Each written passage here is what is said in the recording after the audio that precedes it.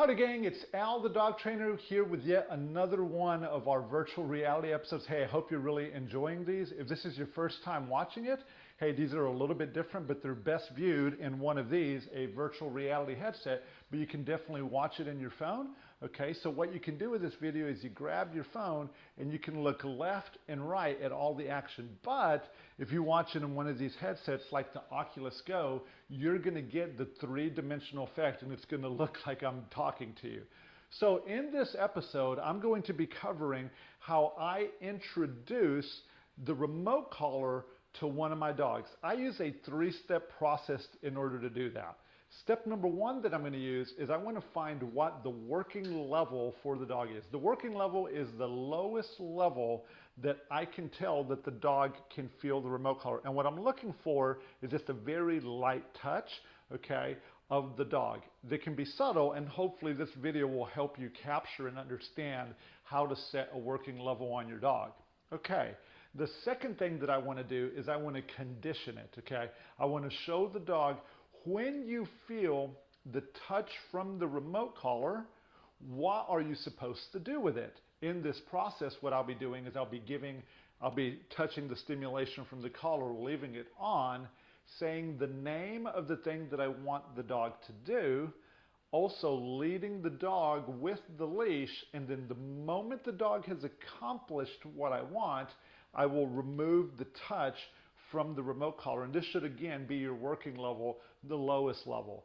And then what I'll do as a third step is I will begin to practice with it, beginning to show the dog how the pressure from the remote collar actually helps define the thing that I'm looking to do. So we're going to start that process. I'm going to have Gabby come off and I'm going to show you how I do that, okay? The first thing that I am going to do is on my mini educator, what I'm going to do is I'm going to take it down, have the collar unlocked, have the level set at 0, and it is in continuous mode. If you don't know how to do that, I do have a playlist that goes over all the details of all the different buttons and how to set that up. I'm not going to go over it here, but I'm going to have it in unlocked, 0, and in continuous mode. I'm going to go ahead and have Gabby come off at this point. So if your dog, I'm going to treat her like an untrained dog, so I'm just going to have her come off by using the leash pressure. So now what I'm going to do is I'm not going to ask her to do anything. I'm just going to barely hold on to my leash, and I'm going to look at the dog, and I'm going to turn it to 1. When I do that, I want to see what she does. So if I touch, I'm looking at the dog, I'm holding it down for a couple of seconds, which you can see here, and I can tell that she doesn't necessarily feel anything. This can be a little tricky, and one thing that I would give you as a piece of advice, as you're doing this, hold the button down for a couple of seconds and see what the effect is. And like again, you're looking for a subtle touch. So now I'm going to touch it again. I'm going to press the button. Okay, you can see that the collar is on, but she doesn't feel anything at this point. I'm going to go to the next one. I'm going to touch the button. Okay, nothing yet. I do know Gabby's working level, but I want to give you an indication of what it might look like. This is typically where she begins to feel it. It's harder for me to show you with a trained dog than an untrained dog because she may actually be ignoring it. Right now, just so you know, I am at a working level of 5. Gabby's level is somewhere right here. Okay, there's the touch again. Nothing yet. I'm going to wait. Oh, I think I might have seen something there. We're going to go back. I'm looking at her. I push. Okay, right there. It was very subtle. She kind of backed up, moved her eyes again. I'm going to push the button and see if there's a response from the dog. Yep, right there. Very, very subtle, okay? And it's not always that easy to pick up on. If you're new to this and you're trying to figure out your dog's body language, one piece of advice that I would give you is don't go any higher than 15, okay? And just keep working the level. So there I touched and I got a little bit of attention, and that's one of the things that she knows to do. So there's the touches, okay? And I can tell now that the collar's working. So if you have an untrained dog, you found the level. Right now her level is at a 7. I would keep it unlocked. I'm going to take my leash. I'm going to hold it in my hand. I'm going to press the button. I'm going to tell her where I want her to go, and I will leave this on until she gets there. So here we go. I'm going to turn it on right now. It's on. Turn around. Go to your bed. It's on. It's on. It's off. And what I'm going to do is I want you to watch the light on the front of the collar because it's going to tell you when I turn it off. I'm going to do that again. I'm going to turn her around. I'm going to show you when I press the button, and then I'm going to give the command. Go to your bed. So it's on, she goes, and then I let go. The mistake that most people make here is that they actually let go of the button before the dog is 100% on there. I can't stress to you enough how important it is that you get that right. So here I take the dog off. I'm not using the remote at all. I'm going to turn around. I'm going to press and hold this black S button. I don't think I had said that to you before, but it's this black S button. There's a black T, there's a red S. I'm holding the black S. Press and hold, give the command, release the button the moment the dog does it. Here we go. Go to your bed. And she goes, I release, and she's doing a nice job. It's perfectly fine for me to come in here and feed my dog. Good girl. Okay, one more time, just for your benefit. Again, press and hold, give the command, release the button once the dog gets all the way onto the bed. Here we go. Go to your bed. It's on, it's off. Good dog. Okay? Good dog. I would recommend to you, if you're just getting started in this, that I want you to do this several times before you introduce any real distractions.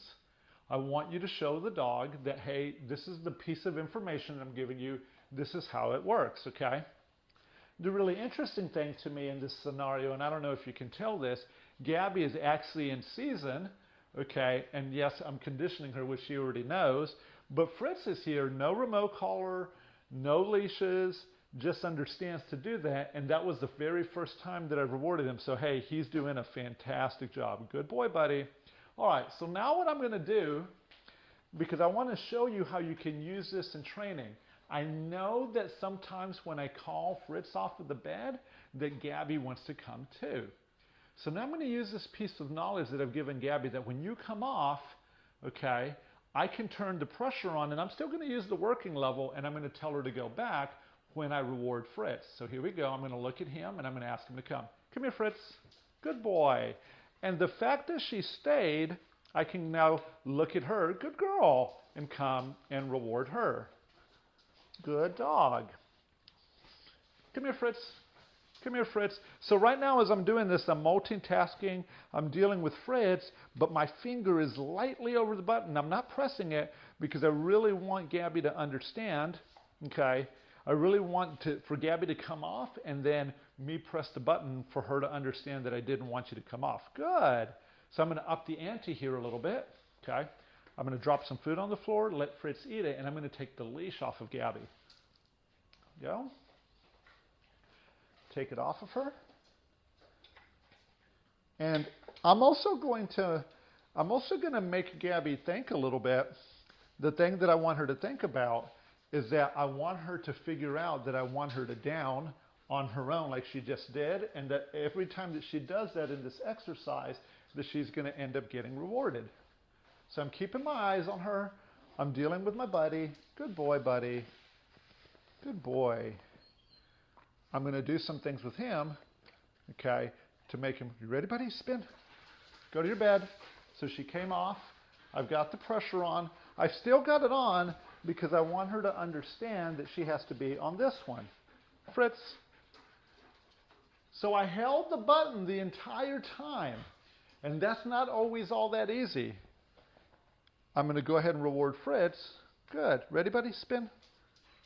Good boy. And now because she did a good job, I'll give her the command, down. Good girl. Because I'm only going to reward her for being all the way in the down in this exercise. Why am I doing that? That's just something that I want to do. You could definitely reward her for being in a Fritz. Come here, Fritz. Good boy. You could definitely reward the dog in a sit. I just like to reward the down. You ready, buddy? Spin. Good boy, buddy. And then I'll acknowledge her by looking at her. Good girl. Now I'll tell Fritz to do something else. Twirl, buddy. Good boy, buddy. Good dog. Okay, you ready, buddy? Get blout. So she understands that's the bark command, and she was really raring to go. No, ma'am. So I don't think I'm going to repeat that one because it might get her too excited. Plots. Good. Good dog, Fritz. Good boy. Go to your bed, buddy. Good boy. So now, there she is. Gabby. Good. Now she's released to come. Good. Press and hold. Give the command. Go to your bed. Holding, holding, holding. Off.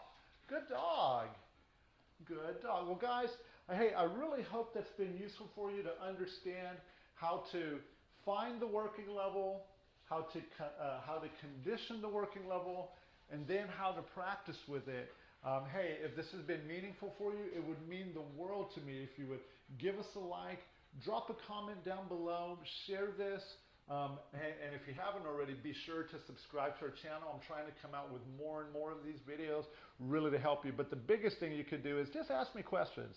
Ask me questions about the things that you want to see, and I'm more than happy to produce any content that you want. Well, again, guys, my name is Al, the dog trainer. I'm with Longoriahaus in Houston, Texas. Thanks so very much for watching, and you have a great day. Talk to you later.